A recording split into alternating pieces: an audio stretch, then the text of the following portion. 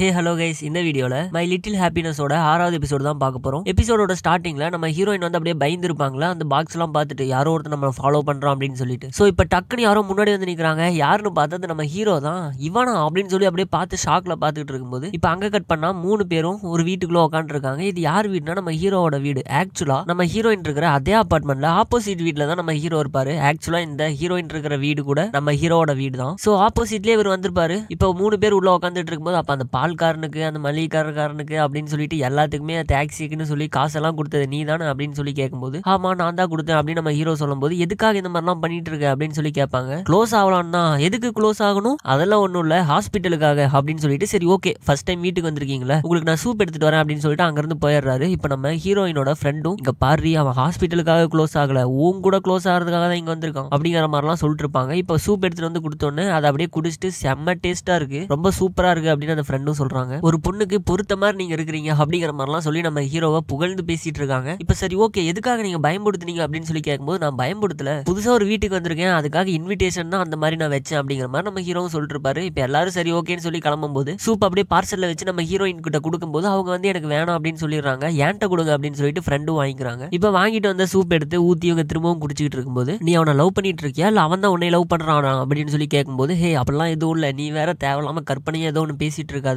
அப்படிங்கிற மாதிரி நம்ம ஹீரோயின் சொல்லிட்டு இருக்காங்க. இப்போ வந்து நைட்டு ஹே அப்படிலாம் ஒன்றும் கிடையாது இங்க பாரு கண்டிப்பா அவன் உன்னை லவ் பண்றான்னு தான் நினைக்கிறேன் நீ நல்லா யோசிச்சு பாரு உங்களுக்குள்ள ஸ்பெஷலா எந்த ஒரு மூவ்மெண்ட்டும் நடக்கலையா அப்படின்னு சொல்லும்போது நம்ம ஹீரோயின் யோசிச்சு பாக்குறாங்க. நம்ம ஹீரோ அப்படியே ரொமான்டிக்கா பார்த்தது கட்டி பிடிச்சது தூக்குனது அது இதுன்னு எல்லாம் யோசிச்சு பார்த்துட்டு இப்போ இந்த ஃப்ரெண்ட் என்ன சொல்றாங்க அப்படின்னா உன்னை ஒருத்தர் லவ் பண்றான் அப்படின்னா அவன் வந்து உன்னைய கேரிங்கா பாத்துக்குவான் நீ எங்க போனாலும் அவன் இருக்கணும்னு நினைப்பான் அது மட்டும் இல்லாம உன்னை ரொம்ப பத்திரமா பாத்துக்கணும் உனக்கு நிறைய ஹெல்ப் பண்ணணும் அப்படிலாம் பண்ணுவான் அப்படின்னு இந்த ஃப்ரெண்டும் சொல்லிட்டு இருப்பாங்க. இப்போ அடுத்த நாள் காலையில ஒர்க்குக்கு டைம் ஆச்சு சீக்கிரம் வாடி அப்படின்னு சொல்லிட்டு இந்த ஃப்ரெண்டை டிராப் பண்றதுக்காக நம்ம ஹீரோயின் கத்தி கூப்பிட்டுக்கிட்டு இருக்கும்போது அவளும் கதவை ஓப்பன் பண்ணுவா. ஓப்பன் பண்ண ஆப்போசிட்ல நம்ம ஹீரோ வந்துடுறாரு. சரி ஓகே நீ ஹீரோவோடய போ அப்படின்னு சொல்லிட்டு கதவை க்ளோஸ் பண்ணிடுறா. ஐயோ இவ வேற ஏன்டா இந்த மாதிரி பண்ணிட்டு இருக்கா அப்படின்னு சொல்லி நம்ம ஹீரோயின் பாத்துக்கிட்டு இருக்கும்போது இப்போ நம்ம ஹீரோ அங்க இருக்கிற லிஃப்ட்டுக்குள்ள போய் நிக்கிறாரு. இப்போ ஹீரோயினும் வேற வழி இல்லாம போய் அதே லிஃப்ட்ல ஏறி நிக்கிறாங்க. நம்ம ஹீரோ வந்து ஏதோ குறுன்னு நம்ம ஹீரோயினை பாத்துக்கிட்டே இருக்காரு. ஐயோ நம்ம ஹீரோயினுக்கு ஒரு மாதிரி இருக்கு கூச்சமா இருக்கு இவன் ஏன்டா இப்படி பாத்துக்கிட்டே இருக்கானே அப்படின்னு சொல்லி அவங்க நினைக்கிறாங்க. இப்போ அப்படியே கீழே வந்த உடனே பஸ்ல ஏறாங்க. நம்ம ஹீரோ கார்ல போகாம அவரும் பின்னாடி பஸ்ல ஏறிடுறாரு. ஆமா நீங்க எதுக்காக இன்னைக்கு பஸ்ல ஏறினீங்க கார்ல போக வேண்டியதானே அப்படின்னு சொல்லி கேட்கும்போது இல்ல நான் இன்னைக்கு பஸ்லயே போலான்னு இருக்கேன் அப்படின்னு சொல்லும்போது நம்ம எங்க போனாலும் இவன் இருக்கான் அப்படின்னு சொல்லிட்டு இந்த ஃப்ரெண்டு சொல்லியிருப்பாங்கல்ல அவன் நீ எங்க இருந்தாலும் அவன் இருக்கணும்னு ஆசைப்படுவான் அவன் தான் உன்னை காதலிப்பான் அப்படிங்கிற மாதிரிலாம் அந்த சிம்டம்ஸ் எல்லாம் சொல்லியிருப்பாங்கல்ல. சோ அந்த மாதிரிலாம் இருக்கானேன்னு சொல்லி கொஞ்சம் யோசிச்சு பார்த்துட்டு இருப்பாங்க. இப்போ பஸ்ல ஸ்பீட் பிரேக்கர்ல பஸ் கொஞ்சம் ஸ்லோ ஆகும் போது டக்குனு இவங்க கீழே விழுக போவாங்க. அப்படியே நம்ம ஹீரோ அவங்கள தாங்கி பிடிப்பாரு. சோ அந்த இடத்துல ரொமான்டிக்கா 2 பேரும் பாத்துக்கிட்டு இருப்பாங்க. இப்போ அப்படியே ஆஃபீஸ்லாம் வந்ததுக்கு அப்புறம் இப்போ காஃபி குடிக்க போலாமா அப்படின்னு சொல்லி நம்ம ஹீரோ கூப்பிடும் போது இல்ல எனக்கு கொஞ்சம் வேலை இருக்கு அர்ஜென்ட்டா போய் ஆகணும் அப்படின்னு சொல்லிட்டு நம்ம ஹீரோயின் அங்க இருந்து கிளம்பிடுறாங்க. இப்போ இந்த கசின் இருக்கான்ல சோ அவன் வேகமா வந்து நம்ம ஹீரோனோட முதுகுலயே தட்டுறான். ஐயோ ஏன்டா இப்படி பண்ணிட்டு இருக்க அப்படின்னு சொல்லி கேட்கும்போது ஐயோ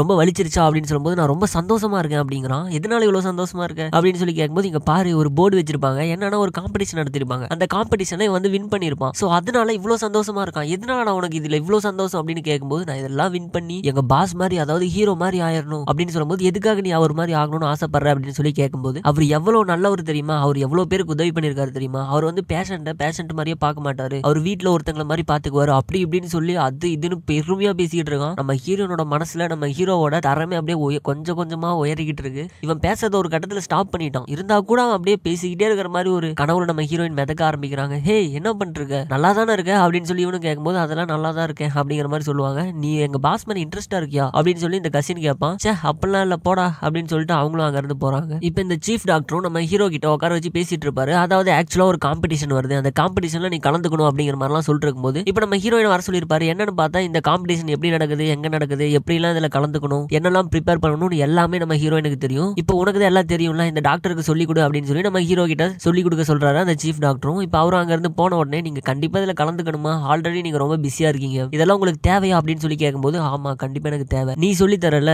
சோ அதனால கண்டிப்பா நான் இதுல கலந்துக்கிட்டு தான் போறேன் நான் நைட்டு எல்லா வேலையும் முடிச்சுட்டு உனக்கு கால் பண்றேன் அப்படிங்கிற மாதிரி சொல்லிட்டு நம்ம ஹீரோ அங்க இருந்து போயிடுறாரு. இவன் வேற நைட்ல நீ டார்ச்சர் பண்ணுவானா அப்படின்னு பார்த்துட்டு சரி இதை ஃப்ரெண்டு கிட்ட சொல்லலாம் அப்படின்னு சொல்லி ஃப்ரெண்டுக்கு கால் பண்ணா இவங்க வந்து அந்த ஹோட்டல் ஏதோ ரெனோவேட் பண்ணிட்டு இருப்பாங்க போல ஒரே சத்தமா இருக்கு சொல்றி அப்படின்னு சொல்லி கேட்கும்போது இவங்களும் ரொம்ப சத்தமா இருக்கு அப்படின்னு சொல்லிட்டு சரி ஓகே நான் போனை வைக்கிறேன் அப்படின்னு சொல்லும்போது இரு அடைச்ச அதுக்குள்ள போனை வச்சிட்டாலே அப்படின்னு சொல்லிட்டு இப்ப பக்கத்துல அந்த புக் ஷாப் இருக்குல்ல நம்ம வானோடது சோ அந்த வானோட புக் ஷாப் கிட்ட போயிட்டு இந்த மாதிரி சொல்லிட்டு இருக்காங்க இங்க பாருங்க பக்கத்துல ரெனோவேட் ஒர்க் எல்லாம் போயிட்டு இருக்கு சோ அதனால ரொம்ப சத்தமா இருக்கும் ரொம்ப சாரி அப்படிங்கிற மாதிரிலாம் சொல்லிட்டு இருக்கும்போது இப்ப அவசரத்துல அவங்க கிட்ட இவங்க காசு வாங்கியிருப்பாங்க இந்த காசை திருப்பி கொடுக்குறாங்க திருப்பி கொடுத்த உடனே வாங்கிட்டு இப்ப டோரை க்ளோஸ் க்ளோஸ் பண்ணலான்னு போகும்போது டக்குன்னு காலை வச்சு அதை தடுத்துறாங்க.